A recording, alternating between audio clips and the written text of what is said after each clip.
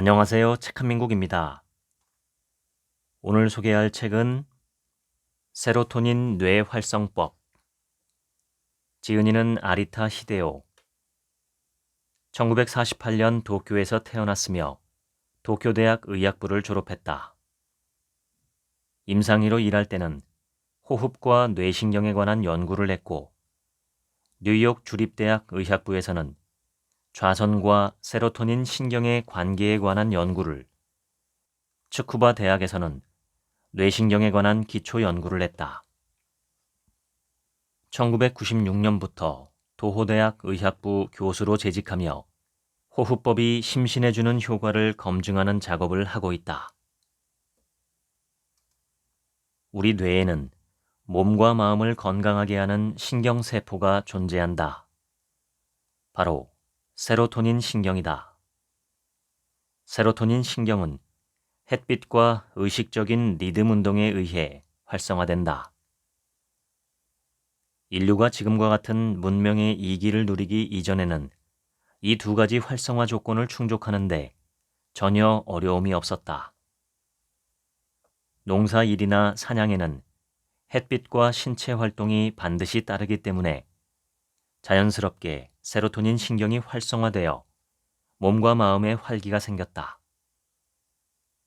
그러나 현대 생활의 시작과 함께 이 활성화 조건의 존재는 차츰 희미해져 갔다. 세로토닌 신경이 약해지면 아침에 일어나기가 힘들고 쉽게 피로감을 느끼며 사소한 일로 화를 내는 등 몸과 마음이 지치고 쇠약해진다. 우울한 기분이 들고 때론 공격적인 성향이 나타나기도 한다. 세로토닌 신경을 손상시키는 주된 요인은 스트레스와 피로이다. 열심히 일하는 사람일수록 스트레스와 피로도 크기 마련이다. 그런데도 몸과 마음이 늘 활기차고 업무 수행력도 뛰어난 사람이 있다. 평소에 남들보다 훨씬 더 적극적으로 세로토닌 신경을 단련하는 것이 그들만의 철저한 자기 관리법이다. 세로토닌 신경을 단련하는 생활 습관에는 좌선, 조깅, 수영, 껌 씹기, 독경, 노래 부르기 등 여러 가지가 있다. 취향에 따라 어느 것을 선택해도 좋지만 한 가지 꼭 지켜야 할 것이 있다. 의식을 집중해서 열심히 하는 것이다.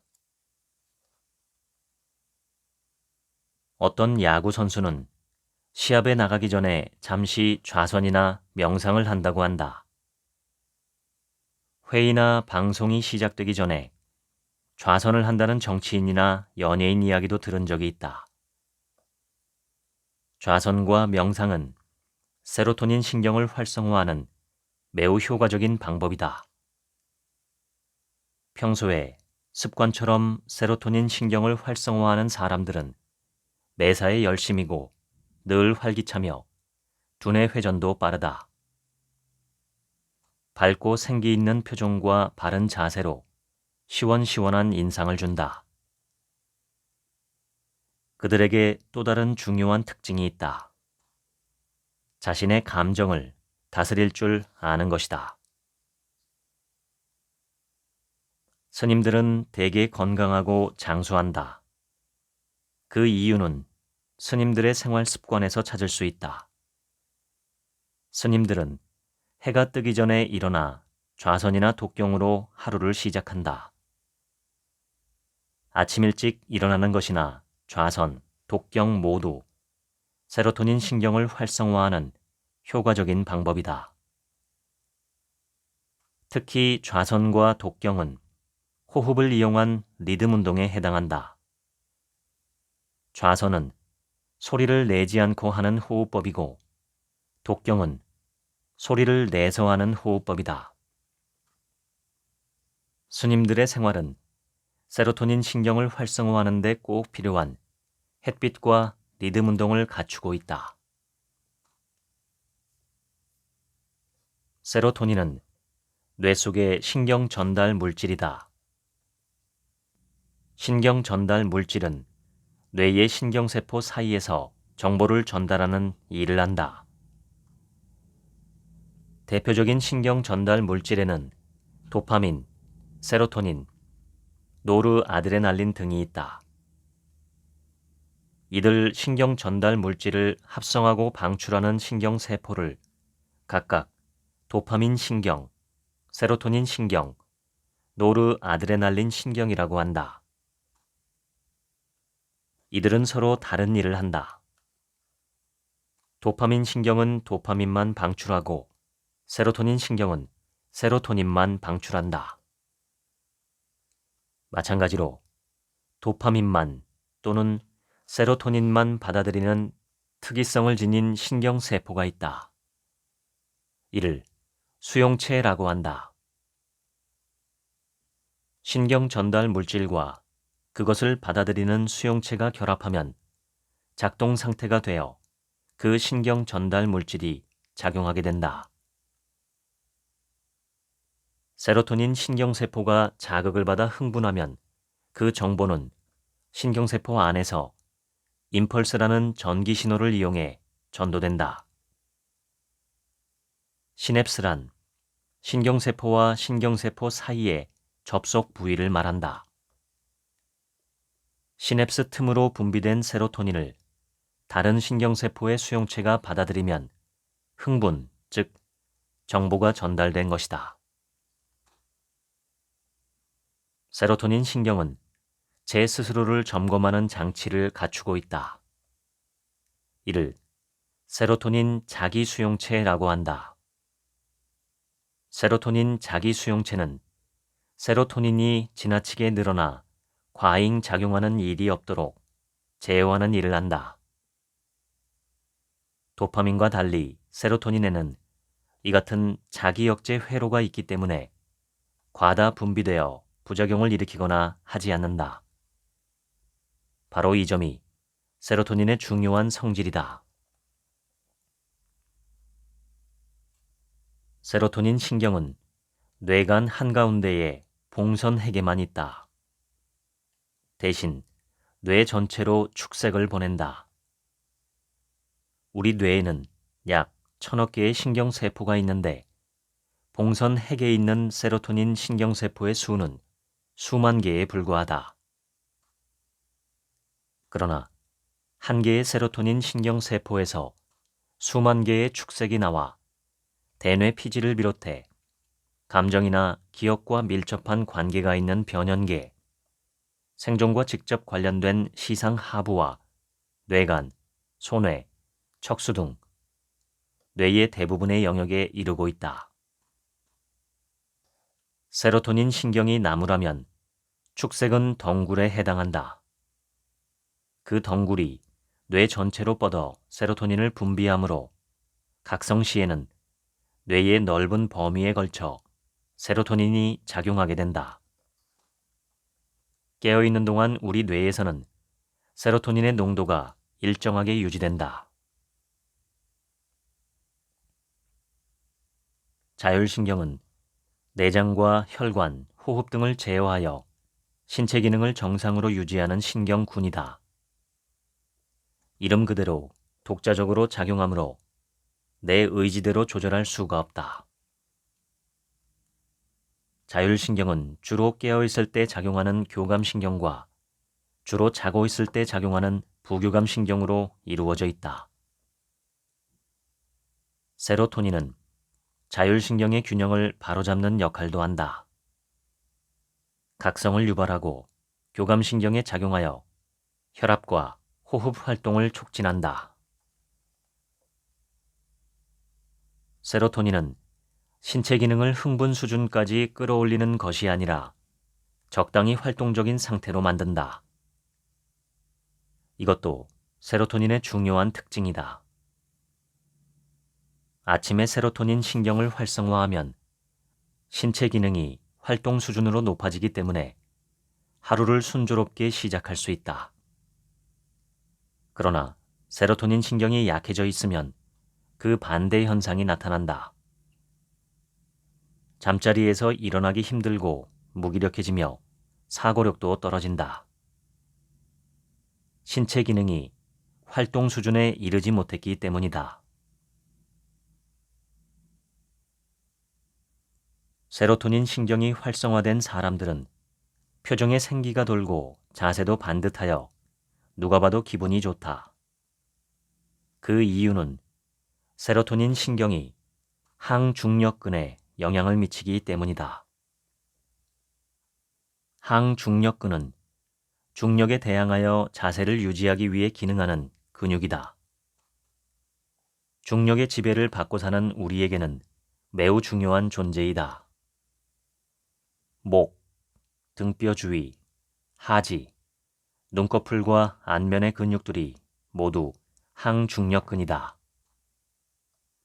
자고 있을 때는 이 근육들도 이완되어 휴식을 취한다.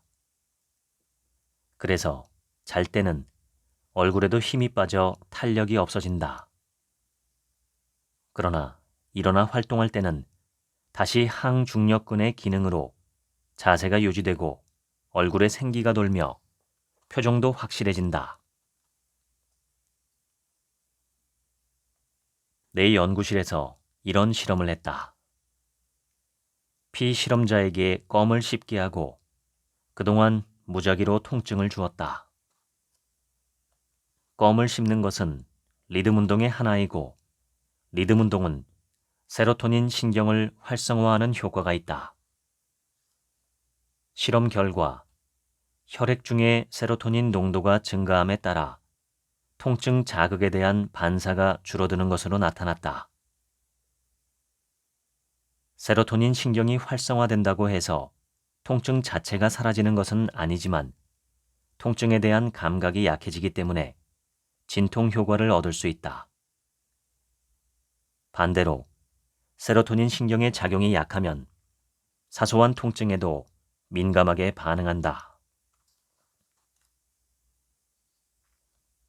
세로토닌 신경의 활성화를 위해 리듬 운동을 할 때 운동 전후로 혈액과 소변에 있는 세로토닌의 양을 조사해 보면 리듬 운동 후가 훨씬 더 많다. 뇌 속의 세로토닌이 늘어났다는 뜻이다. 연구를 통해 뇌의 세로토닌 신경을 활성화하면 대뇌 피질의 작용이 억제되는 것으로 밝혀졌다. 세로토닌 신경은 대뇌 피질의 작용을 억제하면서 한편으로는 각성 상태를 유발한다. 인간의 뇌는 원숭이에 비해 대뇌 피질이 크게 발달해 있다.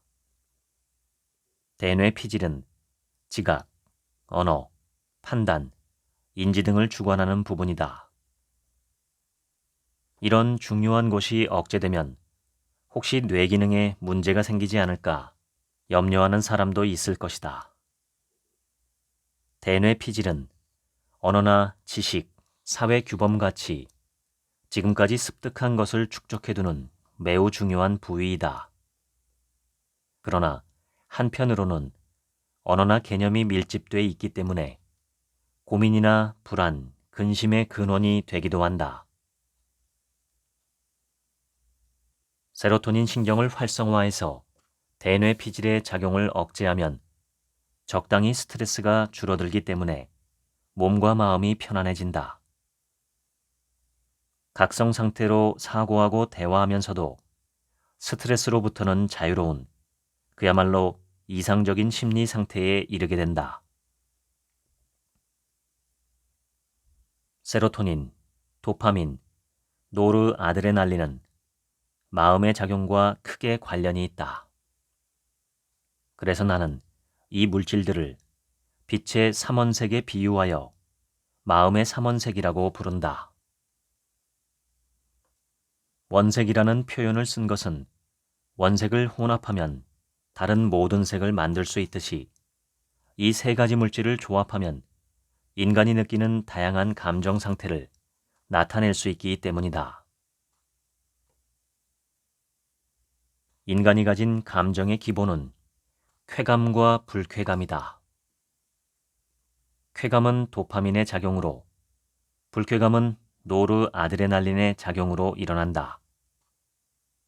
가장 바람직한 것은 쾌감이나 불쾌감의 어느 한쪽으로도 치우치지 않는 것이다.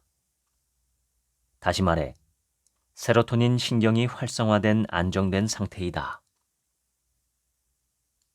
이상적인 것은 좋건 나쁘건 격렬한 감정에 휘둘리지 않고 마음을 늘 안정되게 지키는 것이다.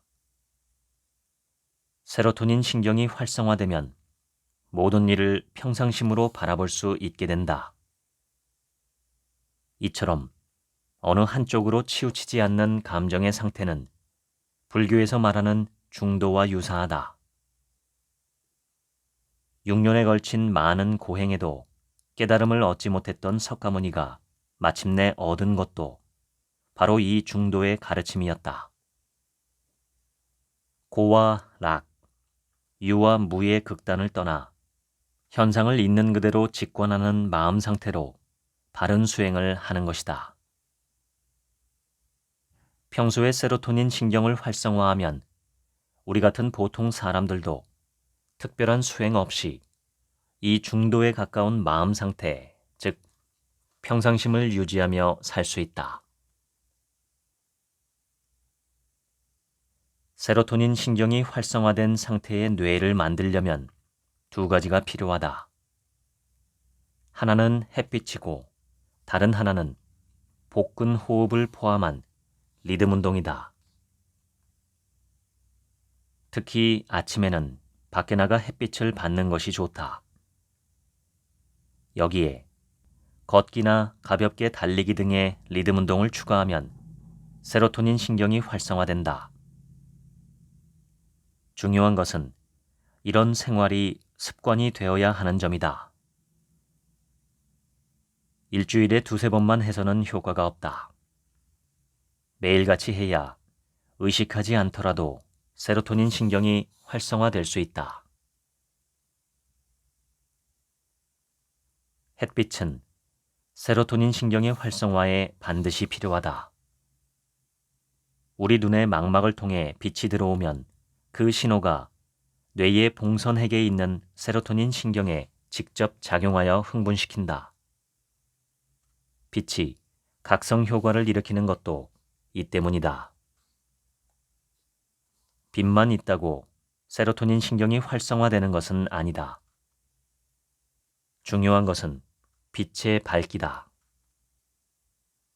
세로토닌 신경이 활성화되려면 3000 럭스 정도는 필요하기 때문에 일반 실내 등의 밝기로는 부족하다. 그러나 낮에 실내에 있더라도 날씨만 좋으면 창을 열었을 때 들어오는 빛도 3000 럭스 이상은 되기 때문에 세로토닌 신경을 활성화하는 데 충분하다. 햇빛을 받으라고 하면 자외선 걱정부터 앞설 것이다. 우리는 백인보다 멜라닌 색소가 잘 형성되기 때문에 햇빛에 약한 편이 아니다. 멜라닌 색소가 너무 많으면 김이나 주근깨가 생기지만 멜라닌은 DNA를 손상시키는 자외선을 흡수해서 세포 핵을 보호하기 때문에 피부암으로부터 우리를 지켜주는 역할도 한다. 따라서 30분에서 1시간 정도 밖에서 햇빛을 받는 정도라면 괜찮다. 햇빛이 눈으로 들어오면 세로토닌 신경이 활성화되므로 꼭 햇빛에 피부를 노출시킬 필요는 없다. 햇빛을 너무 오래 받으면 오히려 피곤해지고 피부에도 좋지 않다. 세로토닌 신경을 활성화하는 데는 30분 정도면 충분하다.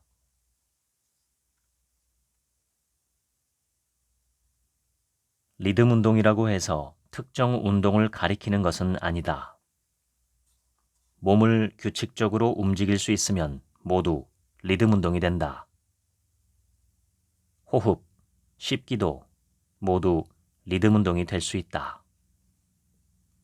나는 리듬 운동의 대표로 걷기, 호흡, 씹기를 꼽는다. 걷기는 일상적인 동작인데다 밖에서 걸으면 햇빛과 리듬 운동이라는 두 가지 조건을 동시에 갖추게 되므로 세로토닌 신경의 활성화에 매우 효과적이다. 걷는 시간은 30분 정도가 적당하다. 그런데 세로토닌 신경의 활성화에 효과적인 걷기법은 따로 있다. 다소 빠른 걸음으로 리듬 있게 걷되 반드시 걸음에 의식을 집중해야 한다. 주변을 둘러보거나 다른 사람들과 이야기를 나누는 여유로움은 다른 기회로 미뤄야 한다. 쉬운 말로 하면 세로토닌 신경을 활성화하려면 걷는 것에 열중해야 한다. 매우 열심히 걸어야 한다는 뜻이다. 자신의 보폭이나 호흡에 맞춰 가볍게 달리는 조깅이 집중하기에 더 수월하다. 내가 워킹보다 조깅을 권하는 이유도 그 때문이다. 내 연구실에서 실시한 실험에서 흥미로운 결과가 나왔다. 피실험자들을 두 개의 그룹으로 나누어 계단을 오르내리는 부하 실험을 했다.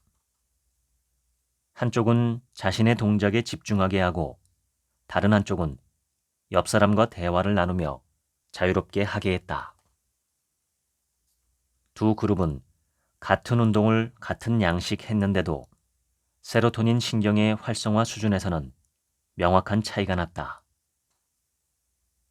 운동에만 집중했던 그룹은 세로토닌 신경의 활성화 수준이 높았고 대화를 하며 자유롭게 운동했던 그룹은 세로토닌 신경의 활성화 수준이 매우 낮았다.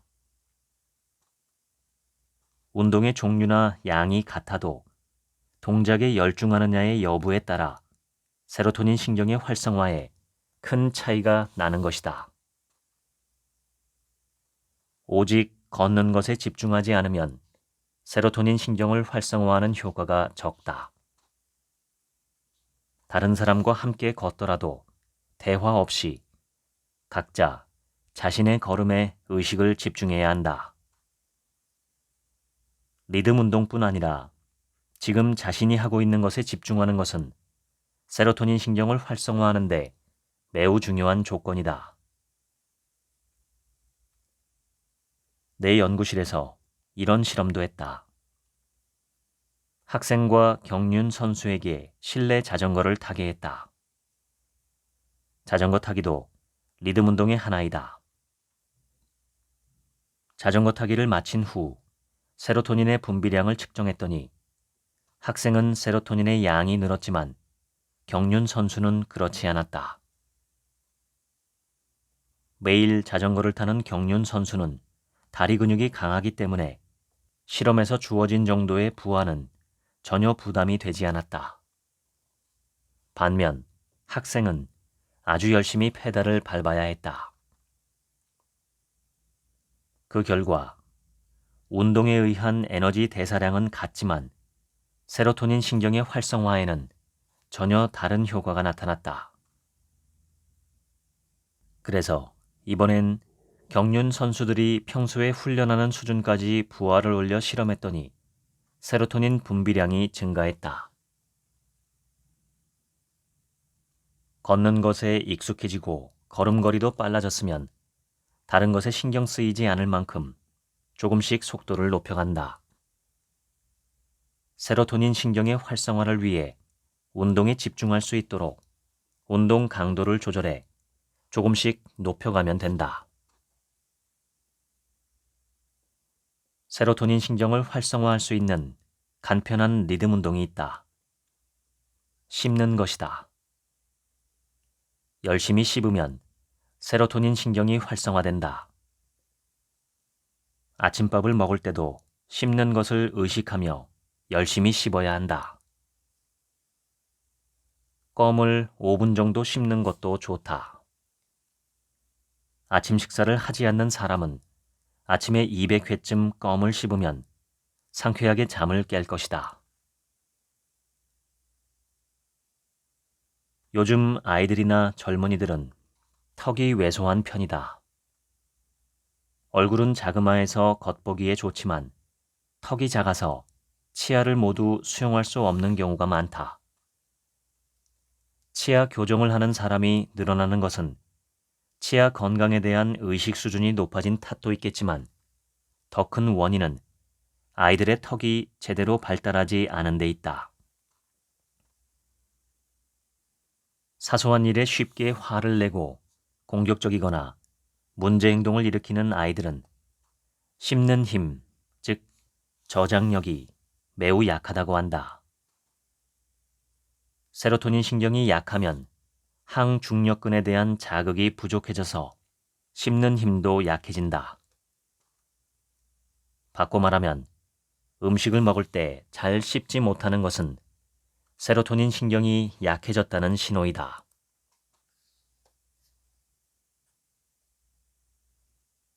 운동을 하면 몸이 가뿐해지면서 기분이 활짝 개는 느낌이 들 것이다. 세로토닌 신경이 활성화될 때 느끼는 자각 증세가 바로 이 상쾌함이다. 세로토닌 신경을 활성화하는 데 필요한 시간은 5분 이상이면 된다. 중요한 것은 운동 시간이 아니라 습관처럼 매일같이 해야 하는 것이다. 실제로 기업에서 뛰어난 업무 능력으로 평가받는 사람들 중에는 오랫동안 그런 생활 습관을 지켜온 사람이 많다. 요즘 헬스클럽에는 러닝머신이나 실내 자전거 앞에 TV를 놓아두는 곳이 많다. 몸은 열심히 움직이는데 시선은 온통 TV에 가 있다. 세로토닌 신경의 활성화 효과는 확실히 줄어든다. TV에 신경을 쓰느라 걷거나 뛰는 것에 집중하지 못하기 때문이다.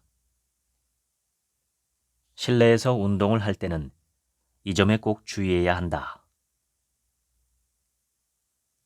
매일 아침 1시간씩 걷는다고 해서 꼭 세로토닌 신경이 활성화되는 것은 아닌 셈이다. 아침 햇빛을 받으면서 열심히 걸으면 괜찮지만 주변 경치에 눈길을 주거나 함께 걷는 사람과 대화를 하며 천천히 걸으면 세로토닌 신경의 활성화에는 큰 효과가 없다. 현대사회의 많은 직업 유형인 책상 앞에 앉아서 하는 일이나 학습은 세로토닌 신경을 활성화하는데 크게 불리하다. 낮 동안에 세로토닌 신경을 다시 활성화해야 한다. 쉬는 시간 5에서 10분으로는 세로토닌 신경을 충분히 활성화할 수 없다. 대신 점심시간에 운동장에 나가 뛰어놀거나 체조를 하면 분비량이 감소됐던 세로토닌 신경이 다시 활성화된다. 계속 앉아서 일만 하면 세로토닌 분비량은 자연히 감소하여 길어봤자 2시간 정도만 지나면 거의 바닥으로 떨어진다. 따라서 낮에는 2시간에 한 번꼴로 리듬 운동이나 세로토닌 호흡을 해야 한다. 그렇게 하지 않으면 세로토닌 분비량이 계속 감소되어 활동력이나 업무 효율이 떨어지게 된다. 리듬 운동을 포함해 몸을 움직이는 것은 피로를 푸는데 매우 효과적이다. 수영이나 워킹, 조깅, 에어로빅 같은 리듬 운동이나 요가에서 하는 호흡은 모두 세로토닌 신경의 활성화를 돕는다. 다만 피로가 남지 않도록 운동 시간은 30분에서 1시간 정도가 적당하다. 노래를 부르는 것도 세로토닌 신경을 활성화하는 호흡, 즉 세로토닌 호흡법이다. 다른 사람의 노래를 듣기만 해서는 소용이 없다. 세로토닌 신경의 활성화를 위해서는 열창을 마다하지 말아야 한다. 멜라토닌은 수면 조절 외에도 여러 가지 생리적 역할을 한다.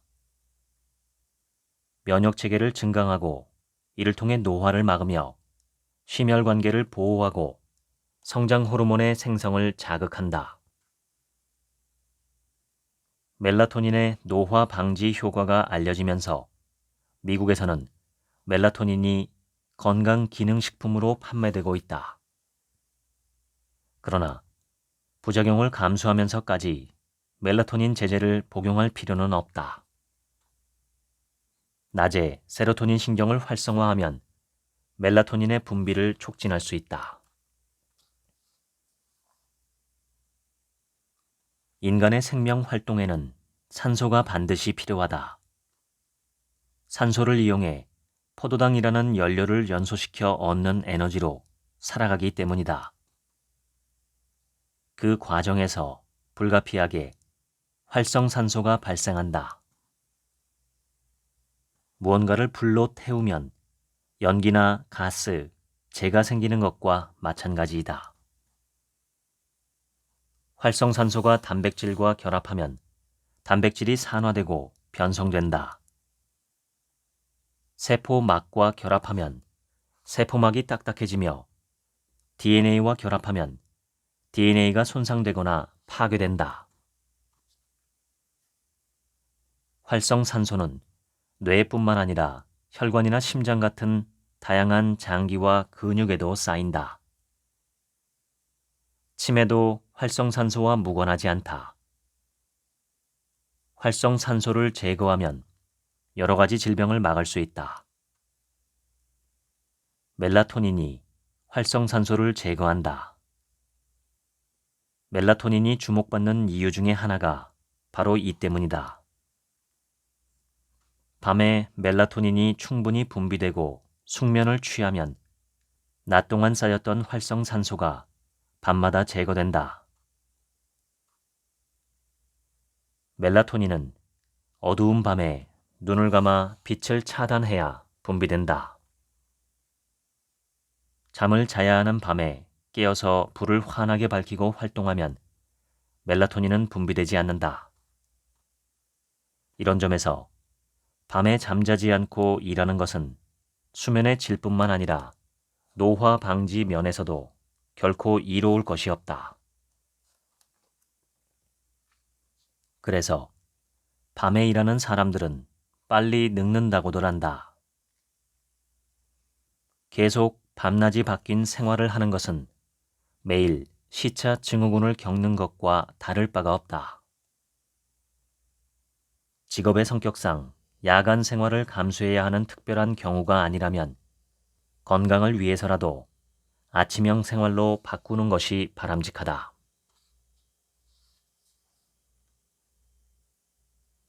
우리의 뇌는 끊임없이 변하는 외부의 자극과 그에 따른 심리적 변화에 맞춰 호흡의 리듬을 바꾼다. 우리가 그것을 의식하지 못하고 있을 뿐이다. 음악을 예로 들어보자.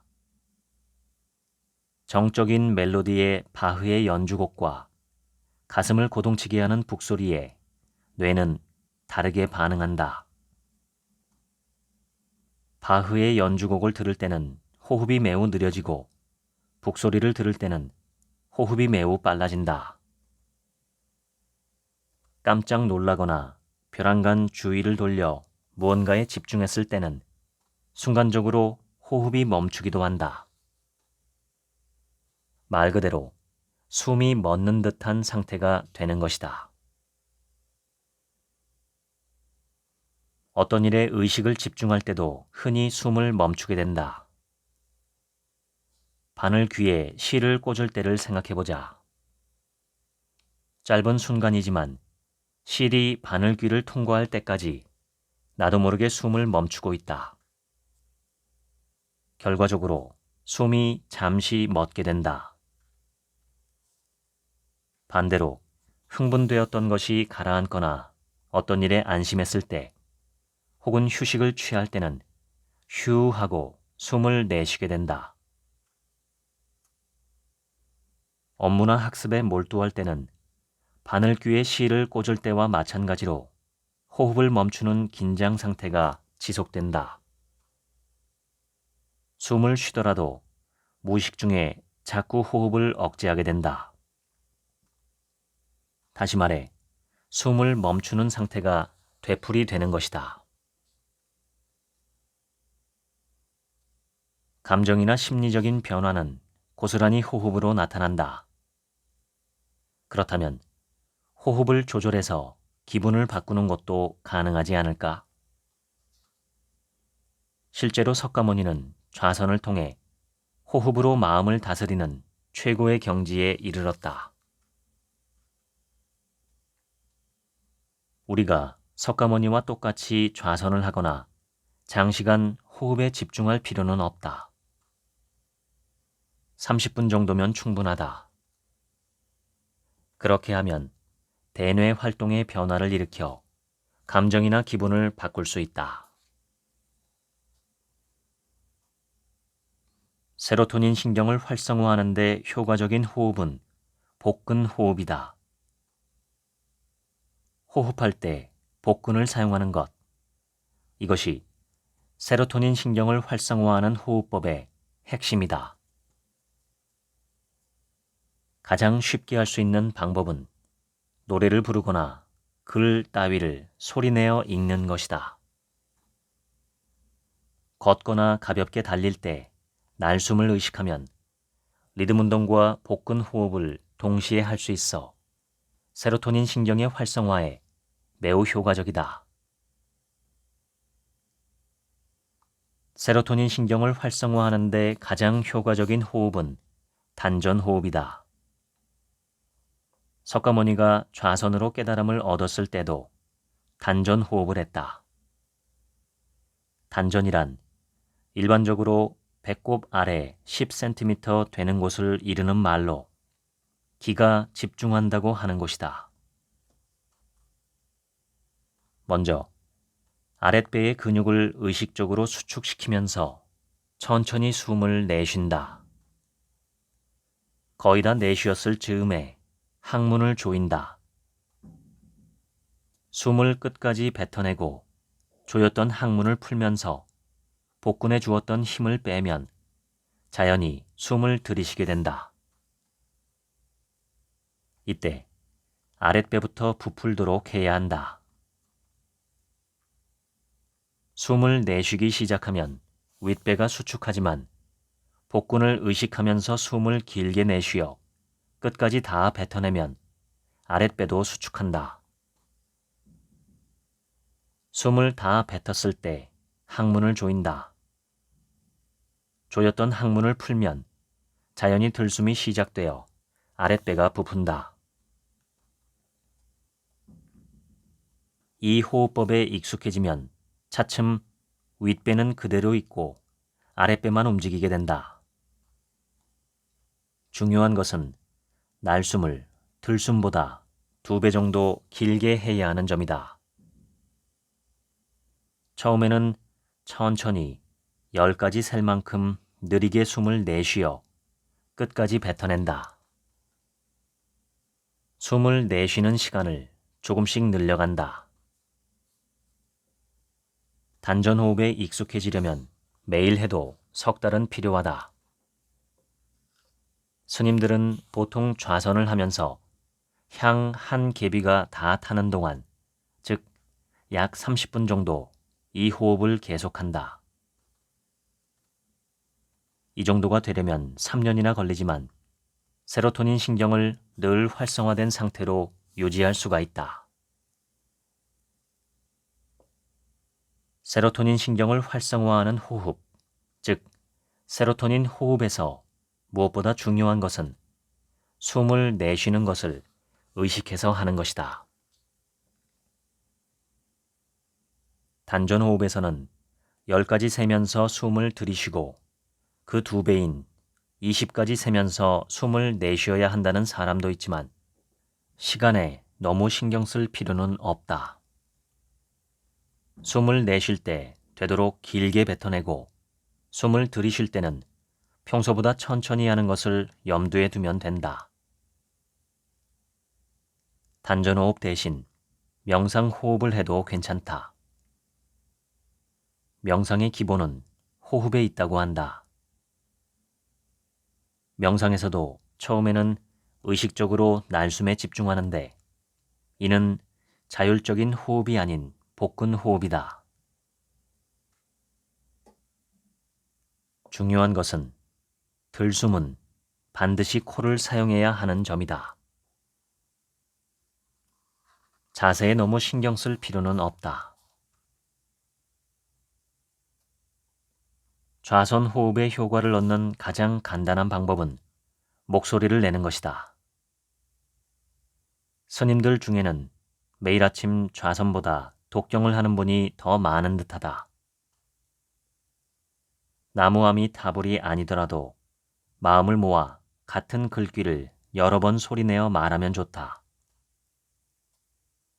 일본의 진원종을 창시한 홍법대사 국하이는 진원, 즉 만트라, 석가의 깨달음이나 서원을 나타내는 말 등을 외우며 산과 들을 걸어다니며 수행했다고 하는데 진원 역시 반복해서 읊으면 마찬가지의 효과가 있다. 독경을 할 때 한 가지 주의할 것이 있다. 글귀에 의미가 없거나 있더라도 무슨 뜻인지 잘 모르는 것이 더 좋다는 사실이다. 신문이나 책을 소리내어 읽으면 그 뜻이 머리로 들어가 뇌의 언어 중추가 작동하게 된다. 그때부터 이런저런 생각이 들기 시작하고 그것에 신경을 쓰느라 정작 중요한 호흡에는 집중할 수 없게 된다. 다시 말해 세로토닌 신경을 활성화하기 어렵다. 따라서 호흡의 효과를 위해 글을 소리내어 읽을 때는 뜻을 잘 몰라도 되는 것을 고르도록 한다. 오로지 한 가지에 의식을 집중하는 것이 세로토닌 신경을 활성화하는 데 매우 큰 효과를 낸다는 점에서 바른 자세로 마음을 다스려 오직 호흡에만 몰두하는 좌선은 매우 효과적인 방법이다.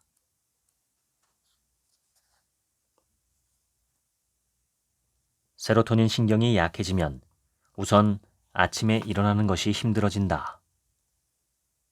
자율신경 면에서 볼 때 아침에 상쾌하게 잠을 깨지 못하면 교감신경이 제대로 작동하지 않는다. 그 결과 자율신경의 지배를 받는 내장기관의 기능이 활발하지 못하고 대사율도 높아지지 않는다. 몸이 무겁고 기분도 가라앉아 출근도 등교도 다 귀찮아진다. 항중력근이나 자세를 유지하는 근육이 단련되지 못해 자세가 나빠진다. 수업 중에 똑바로 앉아있지 못하고 자꾸 자세가 흐트러지는 아이들이 늘어나는 이유도 세로토닌 신경의 약화와 관련이 있을 것이다. 통증 조절이 잘 되지 않는 것도 세로토닌 신경이 약해져서 나타나는 증상의 하나다. 이 때문에 뚜렷한 원인 없이 발생하는 두통이나 복통 같은 불쾌 증상을 호소하게 된다. 감정의 균형을 잃어 사소한 일에 크게 화를 내거나 반대로 조금만 좋은 일이 있어도 기분이 고조되어 지나치게 흥분하기도 한다. 은둔형 외톨이를 포함해 밤낮이 바뀐 생활을 석 달만 하면 유전자 전환이 일어나 세로토닌 신경은 약해진 상태 그대로 고정된다. 지금 일본에는 우울증 환자가 600만 명이나 된다. 우울증은 이제 엄연한 생활 습관병이다. 세로토닌 신경을 약화시키는 잘못된 생활 습관이 그 주범이다. 우울증을 겪을 때는 세로토닌 신경이 약화된 상태가 지속된다. 부교감 신경에서 교감 신경으로 제대로 전환되지 못해 자율신경의 균형이 무너지게 된다. 활동적이어야 하는 낮에도 교감신경이 항진되지 못해 마치 잠자고 있을 때와 마찬가지의 상태가 된다. 그러므로 각자 자신의 생활 패턴에 맞추어 세로토닌 신경을 활성화할 수 있는 방법을 찾아 실천해야 한다. 그렇게 하지 않으면 세로토닌 신경은 걷잡을 수 없이 약해진다. 세로토닌 신경이 약해지면 전전두엽의 기능도 떨어진다. 전전두엽은 인간이 다른 동물들보다 특별히 더 발달한 부분으로 인간을 인간답게 만들고 다른 동물과 구분짓는 곳이다. 인간의 모든 행위를 최종적으로 명령하며 자발적 의지나 창조성, 감정의 조절 등 모든 인간적인 행동을 관장한다. 전전두엽의 기능이 떨어지면 적절한 감정 조절이나 유연한 사고, 복잡한 문제 해결을 비롯한 다양한 능력이 떨어지게 된다. 첫 번째는 작업 기억의 능력이 저하된다. 작업 기억은 주의나 집중에 관여한다. 두 번째는 타인과의 원만한 의사소통이 곤란해진다. 공감 능력에 의한 비언어적인 의사소통을 관장하는 곳은 전전두엽에 있다. 전전두엽의 기능이 떨어지면 다른 사람의 감정 상태와 교감하지 못하게 된다. 세 번째로 전전두엽은 자발성이나 의지를 관장하기 때문에 그곳의 기능이 떨어지면 무엇을 하고자 하는 적극적인 마음이 생기지 않게 된다. 네 번째는 상황의 변화에 따라 유연하게 판단하고 결정하는 능력의 저하이다. 다섯 번째는 이성적인 판단이나 자제심을 잃는 것이다. 감정을 억제하지 못해 지나치게 화를 내거나 폭력적이 되기도 한다.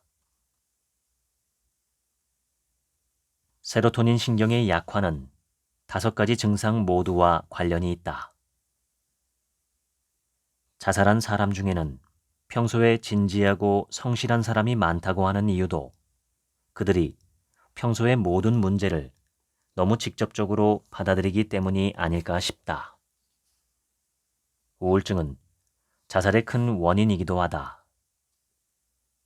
자살과 신경 전달 물질과의 상관관계를 밝혀내기 위해 자살한 사람의 뇌를 부검했더니 자살자의 뇌에서 세로토닌이 감소돼 있는 것을 확인했다. 이를 바탕으로 자살도 세로토닌 신경의 약화와 관련이 있을 것으로 추측되고 있다. 세로토닌 신경이 약해져 발생하는 질병에는 우울증 외에도 공황장애, 섭식장애, 만성피로 증후군 등이 있다. 현대인의 생활은 그 자체로서 세로토닌 신경을 약화시켜 전전두엽의 기능마저 떨어뜨리고 있다. 평소에 적극적으로 세로토닌 신경을 활성화해 두어야 한다. 한스 셀리 박사는 스트레스 학설을 처음으로 제창했다. 셀리는 동물을 대상으로 다양한 실험을 했다. 예를 들면 몇 시간 동안이고 계속 헤엄치게 만드는 강제 유형이란 실험이 있다.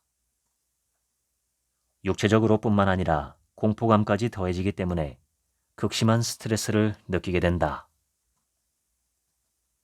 추운 곳에 며칠이고 방치하거나 더 심하게는 움직임을 제한함으로써 정신적 스트레스를 포함한 가혹한 환경을 견뎌내도록 했다.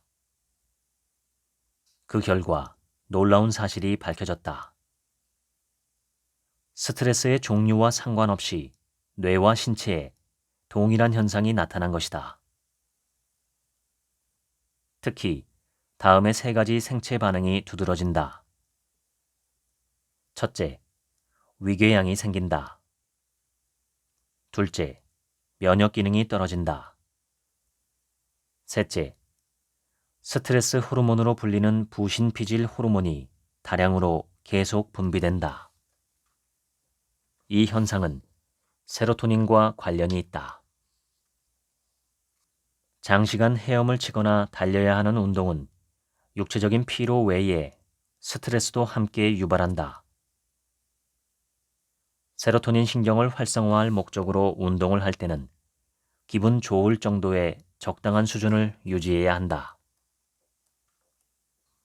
메이저리거였던 하세가와 시게토시는 아이들에게 야구를 가르치면서 기술보다 호흡법을 먼저 지도한다고 한다.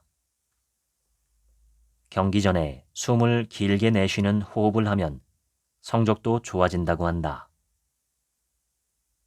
호흡으로 긴장감을 다스리면 마음이 차분해지기 때문이다.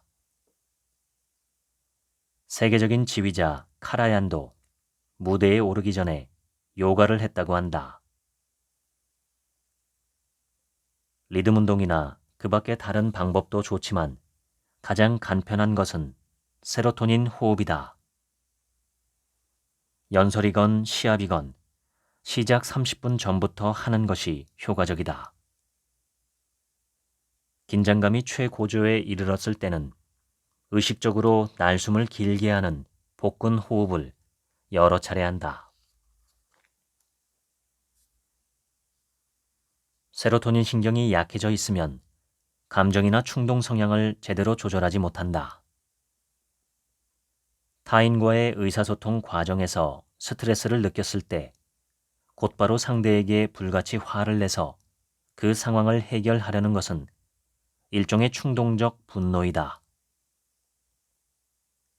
약해진 세로토닌 신경이 노르아드레날린 신경을 제대로 억제하지 못하자 스트레스에 대한 반응을 적절히 조절할 수 없게 돼서 발생하는 현상이다. 진화론적으로 볼 때 노르아드레날린이나 아드레날린은 모두 동물이 적으로부터 제 몸을 지키거나 먹잇감을 쫓을 때 온몸의 기관이 즉시 그것에 대응하도록 반응을 일으키는 역할을 한다. 그래서 지금도 인간은 분노나 공포에 사로잡히면 얼굴이 새빨개지고 심장이 쿵쿵거리며 화가 치밀어 오르고 심해지면 상대를 공격하게 된다. 아드레날린의 작용 시간은 길어도 1시간 정도이며 대부분 5에서 10분이면 끝난다.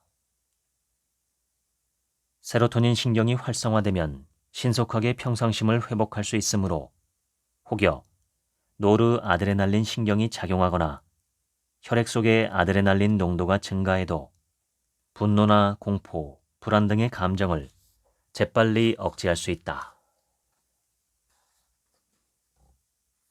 세로토닌 신경을 활성화하는 방법은 의외로 어렵지 않다.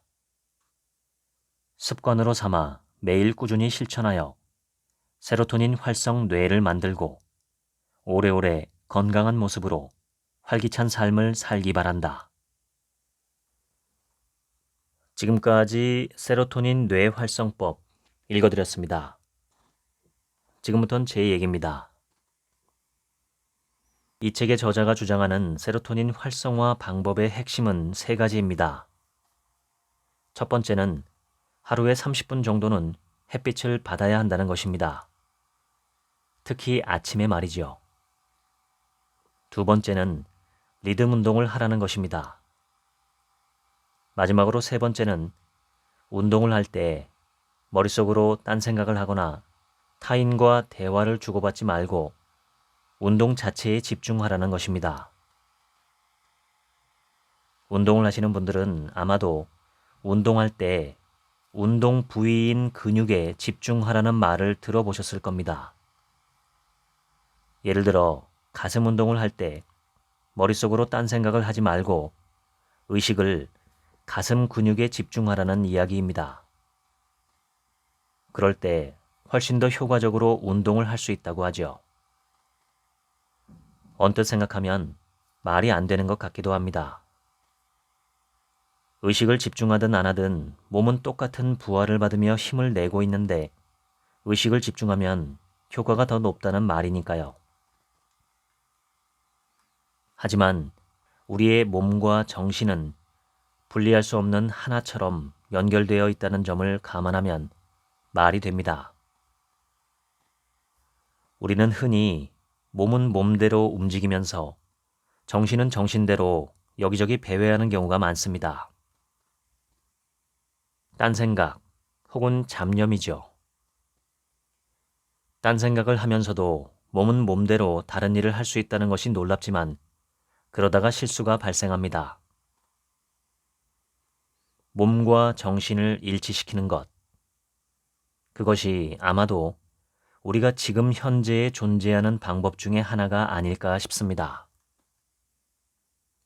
밥 먹을 땐 밥 먹는 것에 집중하고, 운동할 때는 운동에 집중하고, 사람을 만날 땐 그 사람에게 집중하는 것이죠.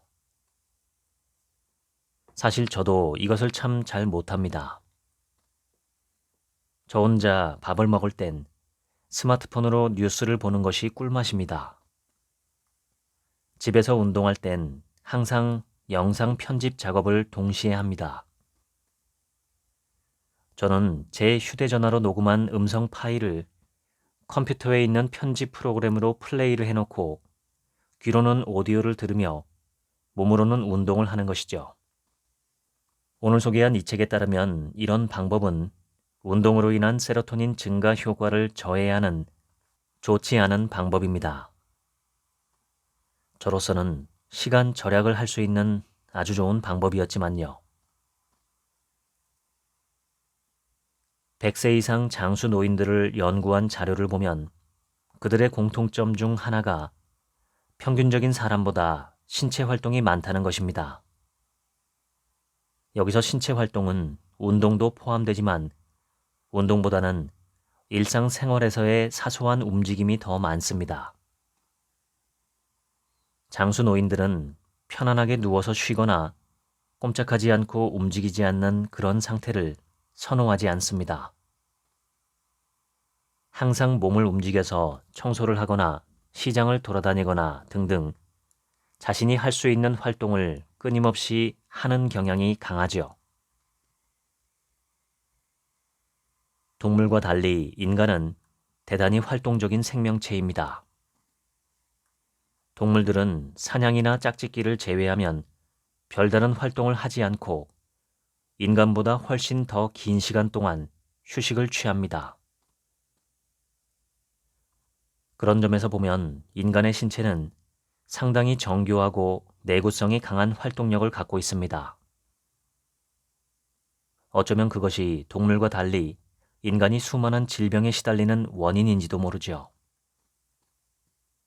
정신이 발전하고 문명이 발생하며 신체가 감당할 수 있는 수준 이상으로 여러 가지 즐길 것과 할 일들이 생겨났기 때문이 아닐까 하는 생각도 듭니다. 저는 아주 어릴 때부터 잠이 적은 사람들, 특히 아침잠이 적은 사람들이 참 부러웠습니다.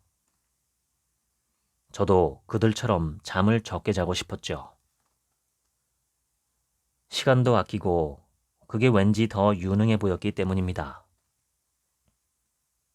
하지만 요즘에 와서는 사람마다 적정 수면 시간이 다르다는 사실을 받아들이고 편안하게 충분한 수면을 취합니다. 하루에 7시간 자는 것을 목표로 여러 번 시도를 해보았지만 다 실패했고 제게 적정한 수면 시간은 8시간에서 9시간이라는 것을 확인했습니다. 약간 피곤한 날이면 10시간은 자야 합니다.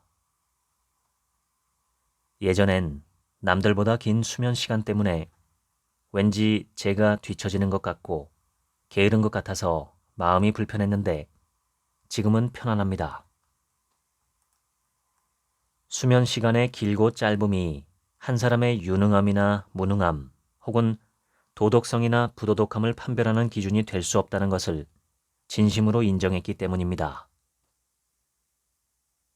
수면에 관한 여러 책을 읽어보니 잠에 인색하면 결국 자기 자신에게 큰 손해라는 것이 명백했습니다. 잠은 충분히 자는 것이 좋습니다. 잠을 충분히 자고 있는지 확인하는 아주 쉬운 방법이 하나 있습니다. 아침에 기상하고 2~3시간쯤이 지났을 때 낮잠을 시도해 보는 것입니다. 그때 깊게 잠이 잘 든다면 밤잠이 부족한 것입니다. 반대로 깊은 잠이 잘 오지 않는다면 밤에 충분히 자고 있는 것이죠. 이 책의 저자는 세로토닌을 위해 의식을 집중하는 것을 제안합니다. 몰입이라고도 할 수 있겠죠. 심지어 걸을 때도 음악을 듣거나 다른 생각을 하거나 옆 사람과 이야기를 나누지 않고 걷는 일에 진심을 다해 집중할 때 세로토닌이 분비된다고 합니다. 인간이 지금 하고 있는 일에 몰입해서 진심을 다할 때 가장 행복하고 효율적이라는 사실은 세계적인 심리학자 칙센트 미하이 미하이가 이미 증명했습니다. 이러한 몰입은 명상과 마음경영 혹은 마음챙김에서 말하는 지금 여기에 현존하기와 정확하게 일치합니다. 그럴 때 더 행복하고 더 건강하고 더 생산적인 삶을 살 수 있습니다. 우리는 몰랐지만 세로토닌이 거기에 큰 몫을 했겠지요. 오늘 이 영상 제목 바로 밑에 있는 더보기 버튼을 누르시면 3월 24일에 제가 진행하는 명상과 마음경영 공개 강의에 관한 안내가 있습니다. 이 방송을 들으시는 당신께서 꼭 오셔서 명상과 마음경영으로 스트레스를 초월하는 방법에 대해서 기본기를 배워보시면 좋겠습니다. 정신이 성숙하고 현명해질수록 스트레스는 줄어들고 삶은 더 행복해집니다. 지금까지 책 한 민국의 하루치 생각이었습니다. 감사합니다.